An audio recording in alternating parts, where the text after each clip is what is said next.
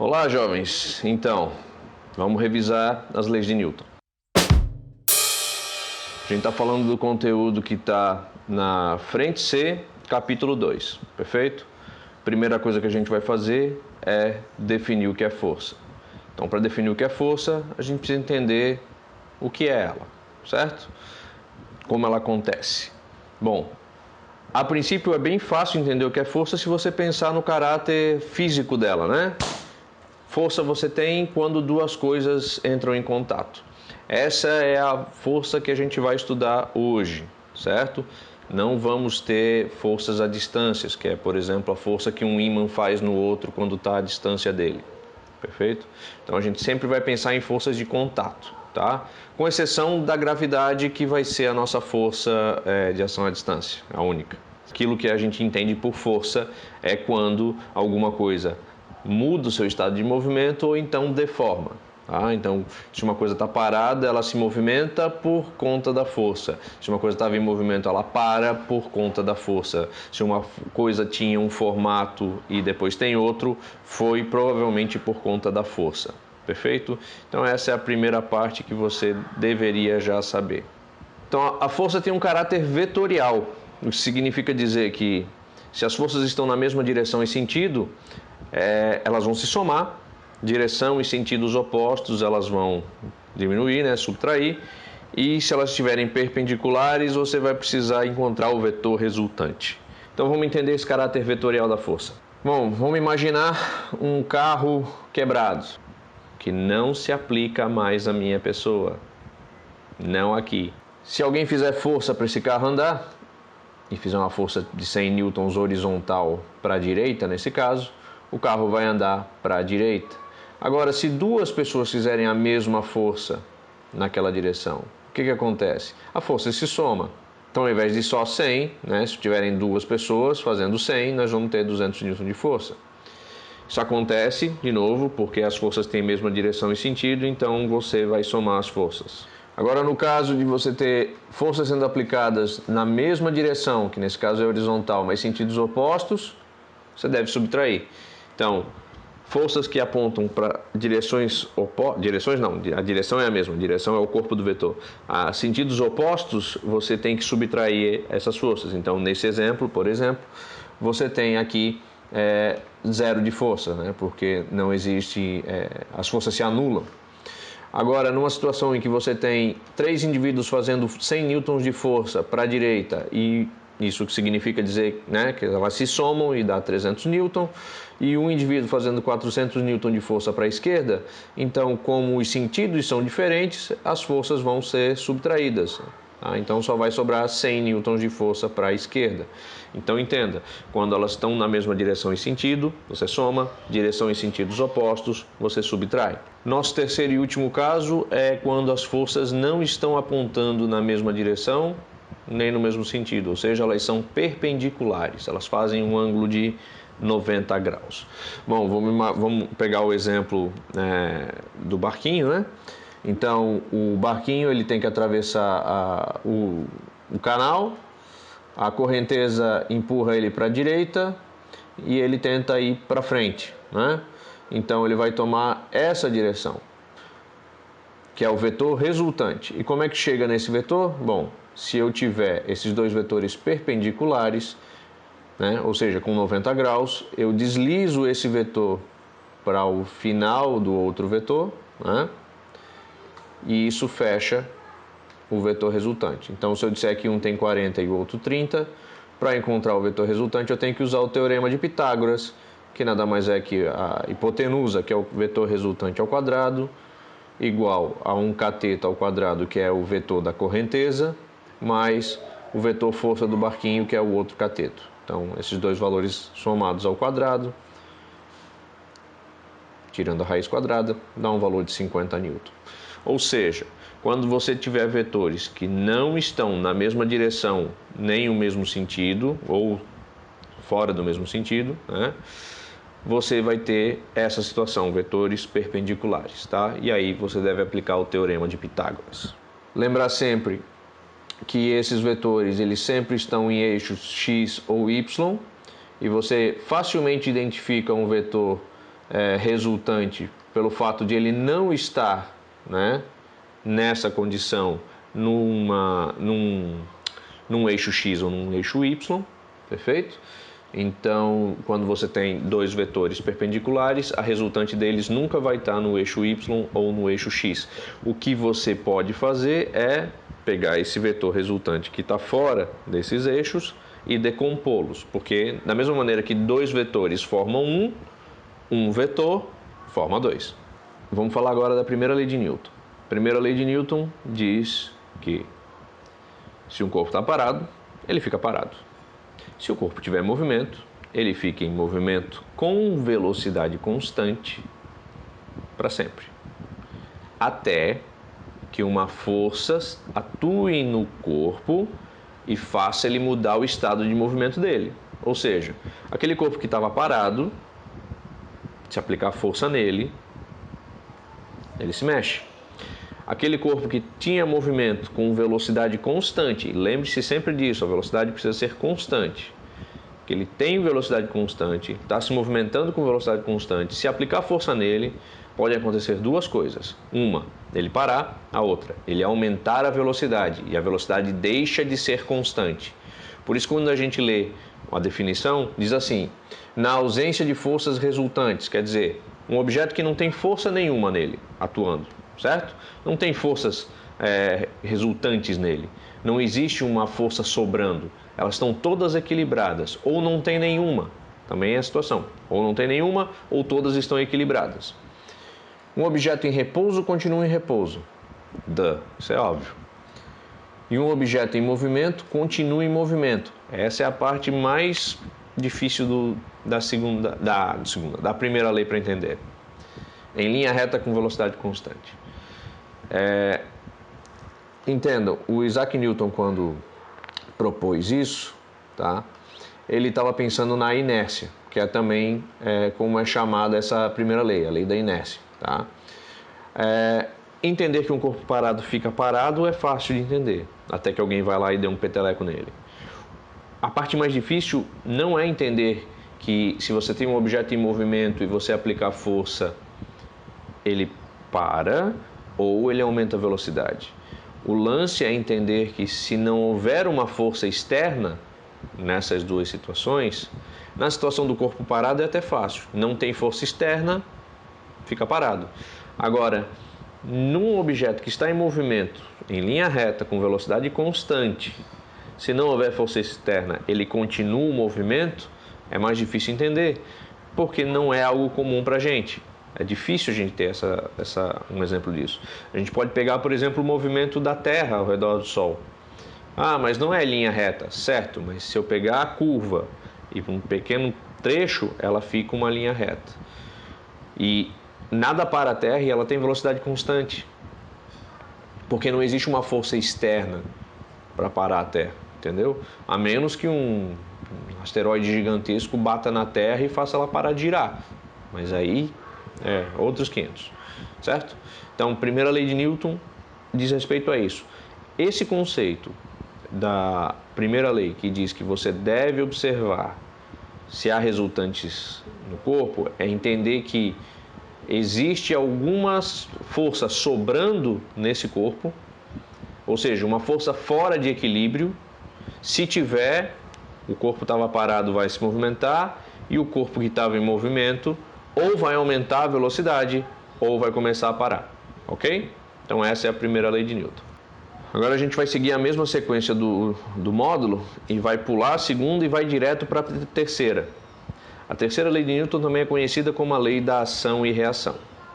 A lei da ação e reação diz o seguinte: toda vez que um corpo exerce força no outro, esse corpo que recebeu essa força reage aplicando a mesma força com a mesma direção, mas sentidos opostos.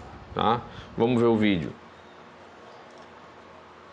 Então, a bola vai bater no rosto e você pode dizer que o rosto vai bater na bola.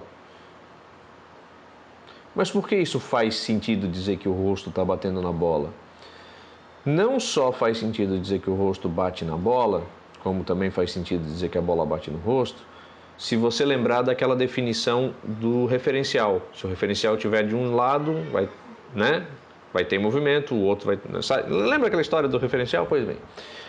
Aqui, veja só, se o referencial estiver no rosto, é a bola que está se movimentando. Agora, se o referencial estiver na bola, é o rosto que está se movimentando.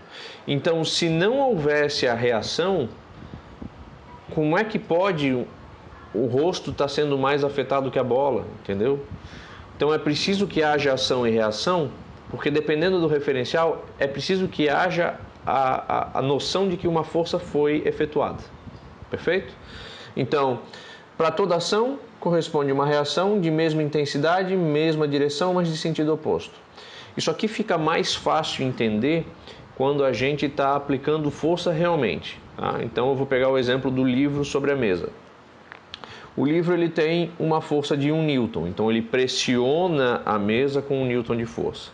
A mesa então vai fazer uma força de reação no livro igual a 1 newton, porque é a força que o livro está fazendo nela. Perfeito? Se alguém pressionar o livro sobre a mesa, com 2 newton de força, a reação da mesa vai aumentar para 3. Por quê? Porque agora, além do peso do livro sobre a mesa, você também está pressionando o livro sobre a mesa. Então, o que a gente chama de reação normal de apoio é uma força que aparece em função da terceira lei de Newton, que é uma força que reage à ação dessas forças. Então, num plano horizontal, se você largar qualquer coisa, quem está fazendo força é o peso daquele objeto, certo? Então, o contato desse objeto com a mesa pressiona a mesa e a mesa reage com uma força igual, tá? E aí, a gente chama isso de equilíbrio dinâmico, tá? Onde você tem duas forças agindo em dois corpos e mantém eles parados. Perfeito? Essas duas forças não se anulam, tá? Forças só se anulam se elas estiverem no mesmo corpo e não em corpos diferentes. E aqui você tem que entender que o livro faz uma força na mesa e a mesa faz uma força no livro. Então, pares ação e reação não se anulam. Ok? Visto que para cada ação existe uma reação, se a Terra puxa um objeto para baixo, esse objeto também puxa a Terra para cima. Mas a força é infinitamente sem escala para fazer a Terra se movimentar. O que você precisa entender é, se você larga um objeto sobre a mesa, o peso dele é que vai estar empurrando ele para baixo. Tá? E esse valor do peso é o contato, é o valor do contato desse objeto com o local, tipo a mesa. E é esta força que a mesa vai fazer para cima, mas isso não constitui um par ação e reação. A força peso, a reação está lá no centro da Terra. Tá? A força com que a Terra puxa um objeto, a reação é a força que esse objeto puxa a Terra. Ok? Então, um par ação e reação nunca vai estar no mesmo corpo. Sempre é de um corpo para o outro. Ok? Com isso a gente encerra a terceira lei e vamos finalizar com a segunda. Bom, a segunda lei de Newton é também conhecida como a lei da força. É a única equação que nós temos, tá? Vamos lá. A lei diz o seguinte, que o valor da força que atua em um corpo é diretamente proporcional à aceleração que ela produz. Ou seja, se eu empurro um corpo de uma massa qualquer, ele vai acelerar naquela direção que você aplicou a força. Se você aumenta o valor da força, você aumenta o valor da aceleração. Ou seja, é diretamente proporcional a força à aceleração. Isso nos dá a equação F igual a ma. Força igual a massa vezes aceleração é uma equação básica da física, onde F é força, m é a massa, a aceleração. No Sistema Internacional de Unidades de Medidas, a força é medida em Newton, a massa é medida em quilograma e a aceleração em metros por segundo ao quadrado. Então, se você já tentou dar um peteleco numa bolinha de papel e numa bolinha de gude, você sabe, né, que a bolinha de papel vai acelerar muito mais que a bolinha de gude, além do fato de que a bolinha de gude vai machucar mais o seu dedo por uma razão, né? Quanto maior a massa, menor a aceleração, ou seja, o seu dedo vai acabar desacelerando quando bater na bolinha de gude, porque a força que você está aplicando vai gerar uma aceleração menor que na bolinha de papel, entendeu? Então, força igual a massa vezes aceleração é bem fácil de entender, porque é a única equação que tem e só tem 3 variáveis, né? Ou é a força ou é massa vezes a aceleração. Não tem para onde correr.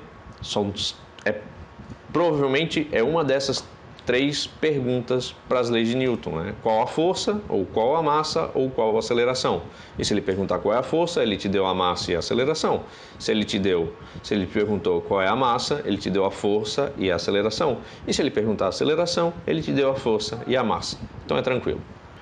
Bom, eu havia dito que a única força de ação à distância seria a força gravitacional. Nós vamos entender isso agora. O que a gente chama de peso, na verdade, é a força gravitacional, tá? Se você largar qualquer coisa próximo da Terra, ela vai acelerar para baixo com 10 metros por segundo ao quadrado. Por quê? Porque a Terra sempre puxa os corpos com a mesma aceleração, tá?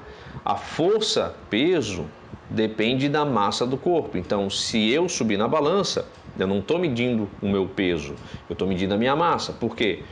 A Terra está me puxando de um jeito que depende da minha massa, ok? Mas ela sempre produz uma aceleração de 10 metros por segundo ao quadrado. Então, por exemplo, agora no confinamento, com um infinito estoque de chocolate, eu provavelmente passei dos 100 quilos.